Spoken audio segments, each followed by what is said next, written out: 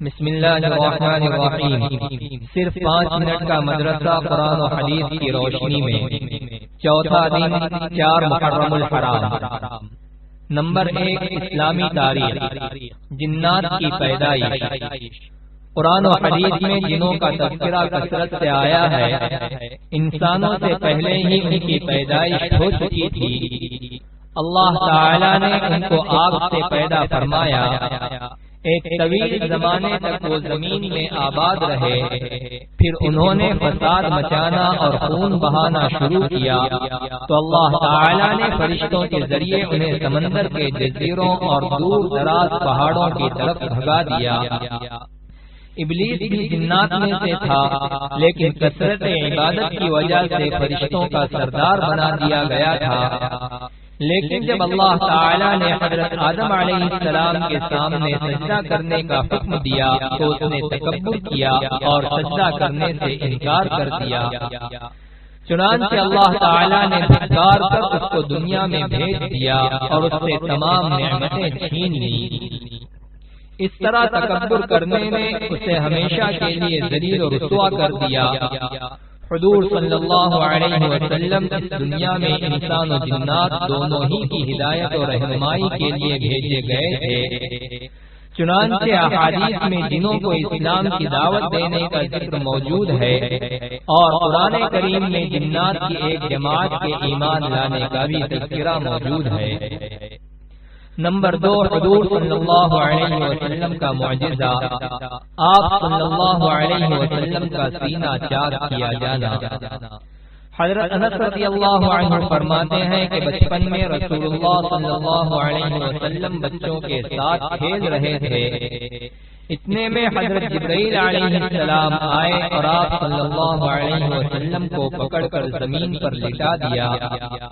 پھر آپ صلی اللہ علیہ وسلم کے سینے کو چاک کر کے دل نکالا اور پھر دل میں سے خون کا ایک لوتھڑا نکالا اور فرمایا یہ شیطان کا حصہ ہے۔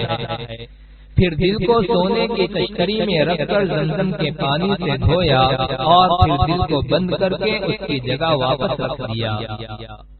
حضرت انس رضی اللہ عنہ فرماتے ہیں کہ میں آپ صلی اللہ علیہ وسلم کے سینے پر ان ٹانکوں کا اثر بھی دیکھا تھا۔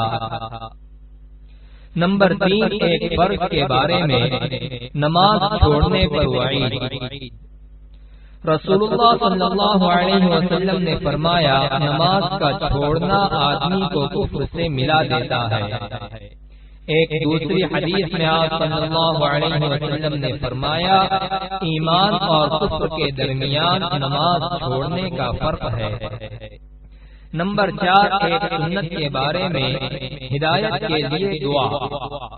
اللہ تعالیٰ سے ہدایت طلب کرنے کے لیے ان الفاظ میں دعا کرنی چاہیے، اہدنا الصراط المستقیم، ترجمہ اے اللہ ہمیں سیدھے راستے کی ہدایت فرما۔ نمبر 5، ایک اہم عمل کی فضیلت، نماز کے بعد کی تسبیحات۔ رسول اللہ صلی اللہ علیہ وسلم نے فرمایا جو شخص ہر نماز کے بعد 33 مرتبہ سبحان اللہ، 33 مرتبہ الحمدللہ، 33 مرتبہ اللہ اکبر، یہ 99 مرتبہ ہوئے، اور لا الہ الا اللہ وحدہ لا شریک لہ لہ الملک ولہ الحمد وہو علی کل شیء قدیر، یہ مل کر 100 ہوئے، پڑھے گا تو اس کے گناہ معاف ہو جائیں گے، سمندر کے جھاگ کے برابر ہو۔